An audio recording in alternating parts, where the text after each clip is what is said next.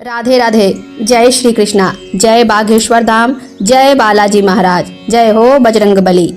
दोस्तों, धीरेन्द्र शास्त्री जो कि बागेश्वर धाम सरकार के नाम से भी जाने जाते हैं, महाराज मध्य प्रदेश के छतरपुर जिले में एक धार्मिक स्थल बागेश्वर धाम सरकार के पीठाधीश हैं।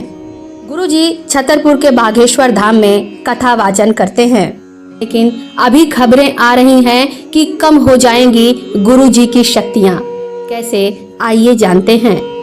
दोस्तों, बागेश्वर धाम के महंत पंडित धीरेन्द्र कृष्ण शास्त्री यानी कि बागेश्वर धाम के बाबा अक्सर अपनी शादी को लेकर आए दिन अब तो चर्चा में रहते हैं।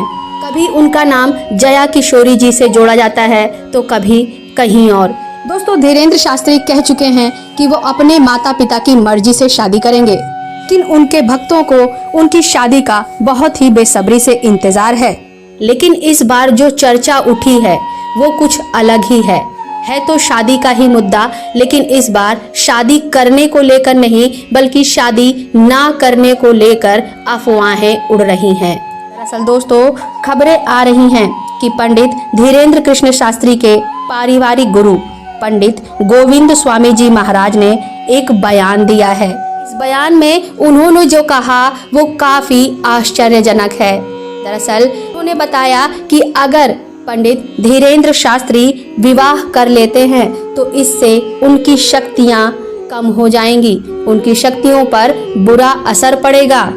और यही वजह है कि शास्त्री जी के माता पिता के गुरु और दंडी आश्रम के पंडित गोविंद स्वामी जी महाराज ने यह सलाह दी है कि धीरेन्द्र शास्त्री की शादी ना कराई जाए। दोस्तों, ये बात गोविंद महाराज ने एक इंटरव्यू के दौरान कही कि धीरेन्द्र शास्त्री को विवाह नहीं करना चाहिए।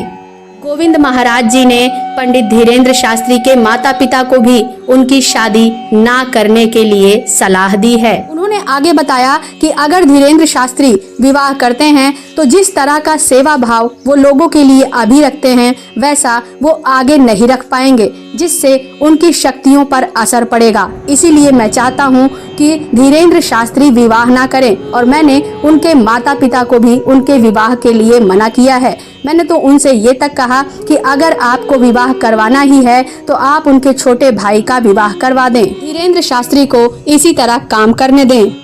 भगवान ने उन्हें किसी अच्छे काम के लिए प्रेरित किया है तो उन्हें अभी इन्हीं अच्छे कामों में लगे रहने दें।